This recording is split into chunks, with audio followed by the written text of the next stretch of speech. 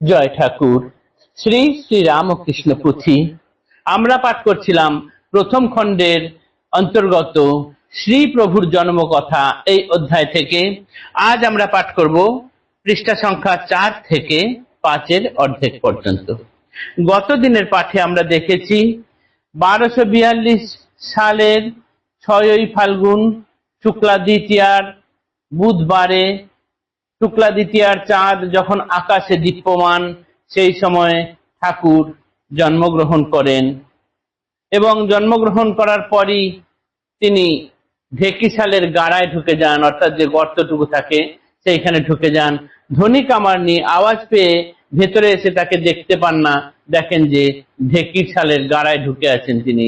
তারপর ঠাকুরের পিতাকে ডেকে দেখান, উনি দেখে বুঝতে পারেন যে দিব্য সুলক্ষণ যুক্ত শিশু জন্মগ্রহণ করেছেন। পুলকে পূর্ণিত দ্বিজ গদ গদ কায়, নয়ন নিস্পন্দ নাহি নিমিখ তাহায়। উনি বুঝতে পারলেন যে এই শিশু দিব্য সুলক্ষণ যুক্ত এবং বাইরে সবাইকে বিশেষ বলা বলি করতে মানা করলেন, কিন্তু গ্রাম্য মহিলাদের মুখে একে একে আস্তে আস্তে সেই কথা আস্তে আস্তে ছড়িয়ে পড়ে এবং দিব্য দর্শন যুক্ত সেই শিশুকে দেখতে পাড়ার গ্রামের সবাই চলে আসে। তার নিজের শিশুর কথা ভুলে যায়, শুধু ঠাকুরের মুখ একবার যে দেখে সেই এই ছোট শিশুটিকেই সারাদিন ধরে দেখতে চায়, সারা জীবনে যেন আর এই মুখ ভুলতে পারে না, এরকম অবস্থা হয়। দলে দলে বাইরের ছেলে মেয়েরা ঠাকুরের ছেলেকেই শুধুমাত্র দেখতে আসেন। এইভাবে ঠাকুর কোনো বস্ত্রে অলংকার না পরলেও, খালি গায়ে থাকলেও মনে হচ্ছেন তিনি যেন মণিমুক্তায় সুশোভিত শরীর। এইরকম আমরা এর আগের দিন আমরা ঠাকুরের এই বর্ণনা পড়েছি। আজ দেখব ঠাকুরের পিতার জন্মের পরে অবস্থার আস্তে আস্তে কিরকম উন্নতি এবং পরিবর্তন হচ্ছে, এবং ঠাকুরের পিতার আয়ের উৎস কি করে চলতো, এবং ঠাকুরের পিতার নানান জনকে সাধু সজ্জনের পরিষেবা বা সেবা দেওয়ার যে মনোভাব, সেই সম্বন্ধে আজকে আমরা পাঠ করব। পাঠ করছি পৃষ্ঠা সংখ্যা 4-এর শেষ থেকে 5-এর অর্ধেক পর্যন্ত। এ সময়ে চাটুর্যের আর্থিক সঙ্গতি, দিন দিন যায় যত ততই উন্নতি। বিষয় সম্বলে দ্বিজ অতিশয় কমি, ভূসম্পত্তি মাত্র তার 7 পোয়া জমি। লক্ষ্মী জলা জমিনের এই হয় নাম, বর্ষায় ব্রাহ্মণ অগ্রে 3 গোছা ধান। সহস্রে ঈশান কোণে দিতেন পুতিয়া, জয় জয় রঘুবীর ঠাকুর বলিয়া। এই অল্প ভূমিখণ্ডে যাহা কিছু ফলে, বছরের গুজরান সেই ধানে চলে। আর এক ছিল তার আয়ের উপায়, ধনাঢ্য ব্রাহ্মণ যারা জানিত তাহায়। শুদ্ধ সত্য সদাচারী ধর্মপথে মন, মাসে মাসে কিছু দিত ব্যয়ের কারণ। যে কোনো ব্রাহ্মণে দিলে গ্রহণ না হতো, বিশেষত যে ব্রাহ্মণে শূদ্র যজাইত। ব্যয়ের নাহিক ত্রুটি অবস্থা যেমন, যেন হোক দিনে রেতে খায় 10 জন। দুটি দুটি খান অন্ন ঘরে রঘুবীর, নিত্য নিত্য সমাগত অতিথি ফকির। প্রশস্ত পথের পাশে ব্রাহ্মণের ঘর, যে পথে অতিথি নাগা চলে নিরন্তর। সে পথে পুরুষোত্তম যাত্রীগণ চলে, উঠে ব্রাহ্মণের ঘরে ক্ষুধা তৃষ্ণা পেলে। বড়ই দয়ার্দ্র চিত্ত গরিব ব্রাহ্মণ, সামান্য মাটির ঘর খড় আচ্ছাদন। তাও অতি ছোট ছোট নহে পরিসর, সংখ্যায় অনেক নয় 3 খানি ঘর। তার মধ্যে 1 খানি ঢেকিশালা তার, এখন যেখানে আছে ধানের হামার। ভিটায় ছপ্পর তার বাহ্য দর্শন, দেখিলেই মনে হয় দিন নিকেতন। তথাপি হেন ভাব ভবন উপরে, দেখা মাত্র দর্শকের মন প্রাণ হরে। চারিধারে বৃক্ষলতা অতি মনোরম, যেন মহাতপঃপর ঋষির আশ্রম।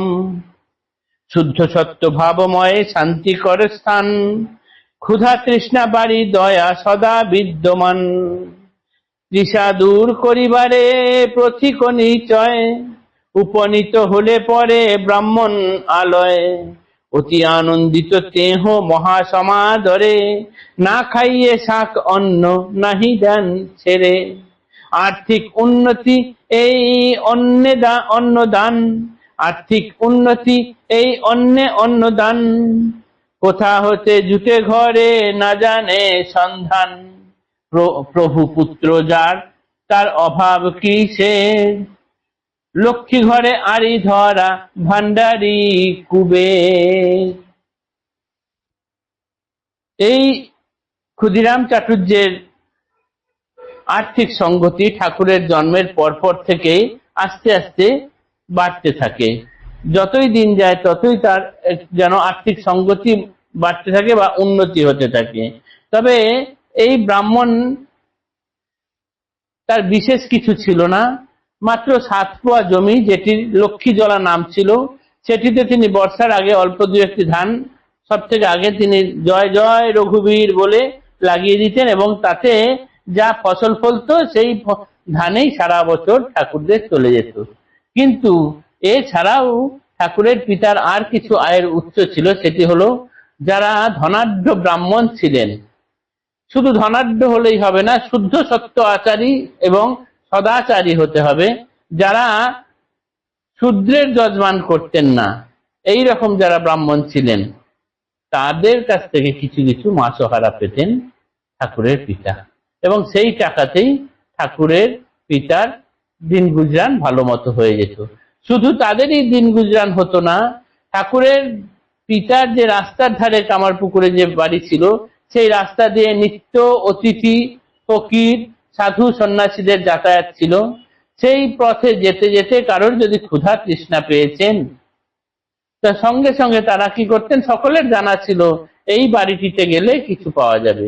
এই বাড়িটি এমন বিশেষ কিছু নয়, খুব অল্প জায়গার উপরে ছোট্ট ছোট্ট 3খানি ঘর, খড় দিয়ে আচ্ছাদিত, এবং তার মধ্যে একটা আবার আছে ঢেকিশালা। সেই ঢেকিশালায় পুঁথি যখন লেখা হচ্ছে তাতে ধানের হামার আছে, এরকম লিখেছেন পুঁথিকার, এবং সেটি দেখলেই মনে হয় যে খুব একটা বড় লোকের জায়গা নয়, গরিব মানুষের ঘর বা বাড়ি এটি।